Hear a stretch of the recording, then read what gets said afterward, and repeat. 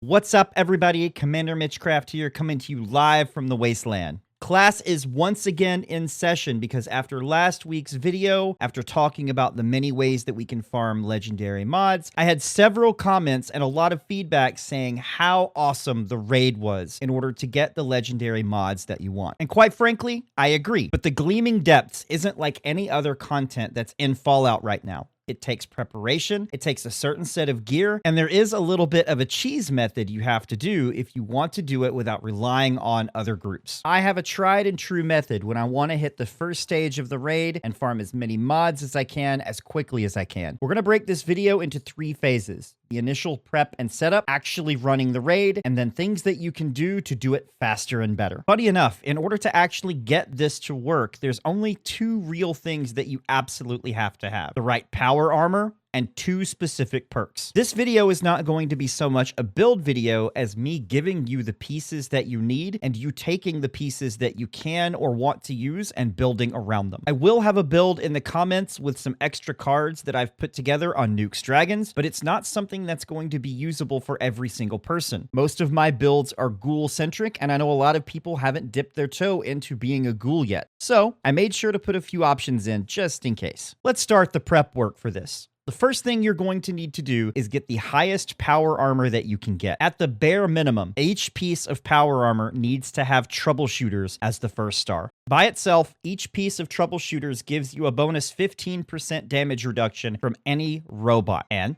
since the first raid boss is a robot, you can see where this is going. An entire stack of 5 pieces will give you 75% damage reduction from all robots. The higher quality power armor you can get, the more damage you're going to reduce, but having troubleshooters is necessary, and it will go a long way no matter what kind of power armor that you have. You're also going to need 2 different weapons for this. You're going to need an auto weapon, such as a chainsaw or an auto axe, and a heavy gun of some sort. I personally like to use a minigun with shredder, so I don't have to carry around ammo, but any other heavy gun will work, such as a holy fire. Finally, depending on whether you're a smooth skin or a ghoul like myself, you're going to want to bring a lot of stim packs or toxic goo.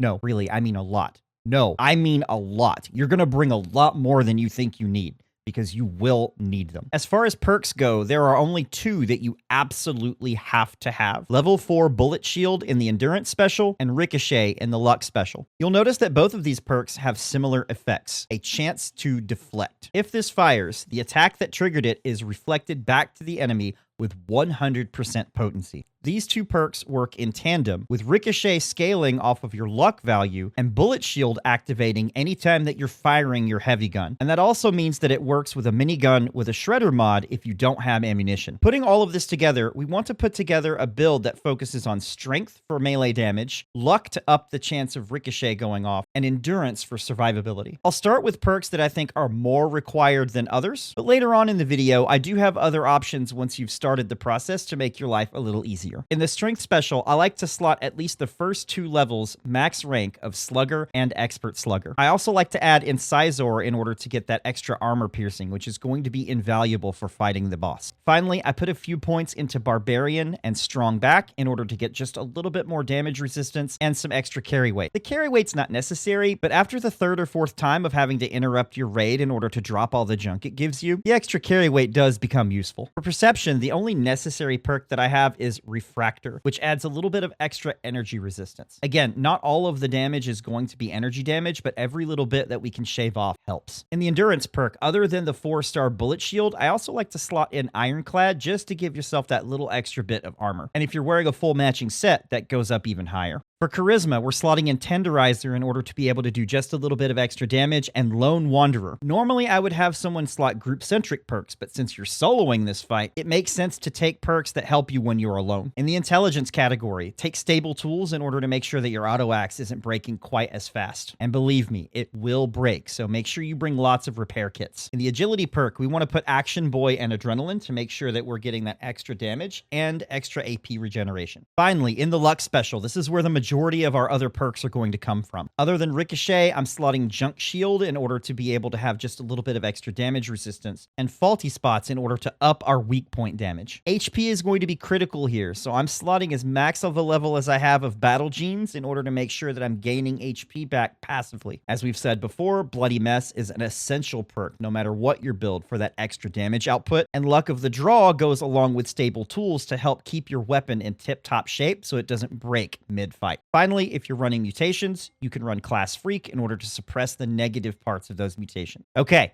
you've got your power armor, you've got your chems, you've got your toxic goo, you're all perked up and you're ready to go. Let's do this. The actual act of soloing the boss isn't necessarily difficult, it's just tedious. Head down to the lower left corner of the map to the raid entrance and fight your way through the mole miners hanging out outside. Once you get in, the quest should pop up that says you should explore the abandoned facility. You'll come through a ready room that has all of the essentials that you'll need in order to finish prep, and beyond that, a tunnel that takes you into the first boss fight room. As soon as you get up into the room, head to the platform in the center and take a look at it. You'll notice several rings that are on the platform. Your job is to position your power armor as closely as you can to the center of the inner dark circle. Once you do that, try to exit your power armor. It might be difficult to do, and it might tell you that you can't, but if you wiggle your mouse around enough and try to get it centered, you will eventually be able to exit it. Leave it there and head over to the console to prepare to start the fight. Once you hit the button, immediately jump back to the center platform and start looking and listening. Several lights are going to turn on around the circumference of the platform, and an announcer is going to let you know that you've walked into the wrong neighborhood. Once the third light around the ring comes on, or alternatively, if you can't see the lights, once she stops talking, do a quick 1 count and then immediately start to enter your power armor. If you've done it right, as soon as you start entering your power armor, you'll notice the floor underneath you has started to become electrified. If you did it wrong, you'll know because you'll fall over.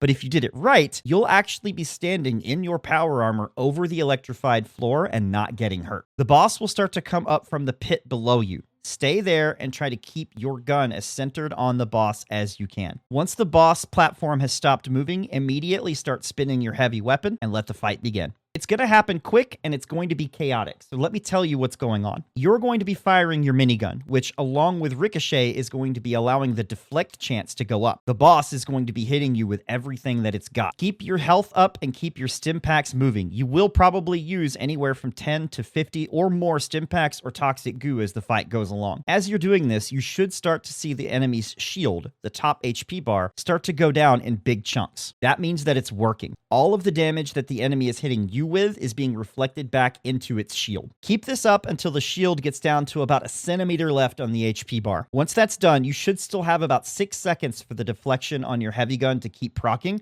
so you can safely switch over to your auto axe or chainsaw. Once the HP bar goes down completely, now's your chance. Do as much damage as you can as quickly as you can to the enemy. You've got roughly 15 to 20 seconds before the room heats up and explodes, killing you instantly. Once the HP bar hits 0, jump off, make sure you avoid the floor under you so that you don't die, turn around, and watch the fireworks. Take a moment to pat yourself on the back, collect your rewards, and congratulate yourself on a fight well soloed.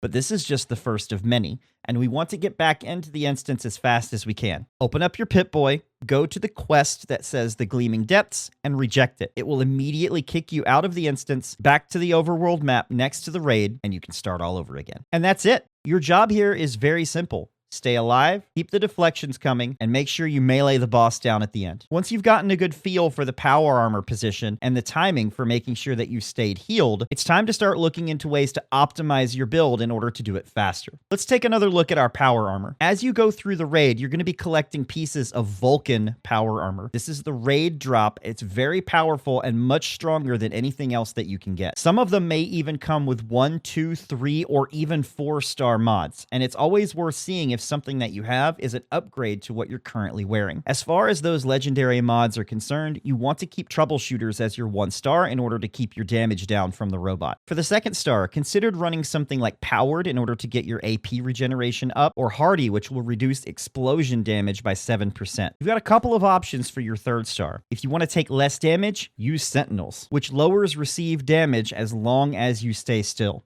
If the toxic goo is weighing you down a little bit, consider taking Through Hikers, or Doctors if you want to be able to get more out of the stim packs that you're using. Finally, and I can't stress this enough, If you want to be able to do this fight faster, the number one thing that you can do otherwise is to put 4-star reflective pieces on your power armor. Whereas deflect is a chance to deflect back 100% of the damage, the reflective mods will actually reflect 100% of the time at a much smaller rate. And yes, this does increase per mod that you attach. For your weapon, I absolutely would recommend either a troubleshooter's mod to do extra damage to the robot, or if it's your daily multi-purpose weapon, consider adding on a mod like Furious. For your 2nd star, for any auto melee weapon, I always recommend Heavy Hitters, which allows you to do extra damage since every attack on an auto melee weapon is a power attack. For your 3rd star, I would recommend either Strength for extra damage or Defenders for extra defense. Finally, if you choose Furious for your 1st mod, definitely add in Pounders for your 4th star mod. Those 2 mods will actually complement each other and will allow you to do even more damage. If you're not using Furious, consider a mod like Polished, which allows you to do more damage depending on how high the condition of your weapon is. If you're a smooth skin, using chems like Buff Out or Psycho is a great option. But if you're a ghoul, you'll have to rely on food and drink in order to be able to keep your buffs going. I've broken these down into a few categories. For extra strength, which will affect both your carry weight and your melee damage, consider drinking whiskey or Vintage Meyer Moonshine. Also, consider having a Deathclaw Wellington or a Stingwing fillet before you start. To actually add straight up melee damage, you should add Glowing Meat Steak, Tasty Mutton Meat Pie, or Yaoguai ribs to your menu. If you're having trouble keeping your AP and your AP regeneration up, canned coffee and company tea are absolutely the best ways to go here. And finally, if you need just a little bit of extra carry weight, pop a grilled Ragstad into your mouth or eat a Cranburger. If you've got a few extra perk points floating around, there are some extra perks that you can slot to make your life easier inside the raid. In the Strength Special, consider slotting Traveling Pharmacy if you're having trouble bringing enough stim packs to keep yourself healed. If your healing is well under control, then consider upping your damage with either Master Slugger or Radioactive Strength if you're a ghoul. For Endurance, if you're a ghoul, you can't go wrong with the Glowing Gut and Through Hiker combination, which allows you to keep more toxic goo on your person. Also, Radiation Powered will allow you to expend a little bit of extra glow for damage. Under Charisma, you can use Suppressor in order to lower the damage output of the boss. If you're a ghoul, you can also use Feral Presence to get that same damage suppression as well. For Intelligence, if you find that your weapon is breaking too frequently still, consider slotting Makeshift Warrior. You can also slot Power User and batteries included to help keep your fusion core weight down and the duration extended. This also doubles the ammunition that you use in a Gatling or Ultrasight Gatling laser. Finally, in Agility, if you have a few extra points to spare, consider taking Action Ghoul, if you're a ghoul, in order to make sure that your AP regen is top-notch. I know we've covered a lot here, but I've tried to make this as beginner-friendly as possible because I truly think that with the right planning and the right equipment, anybody can solo the first floor of the Gleaming Depths raid.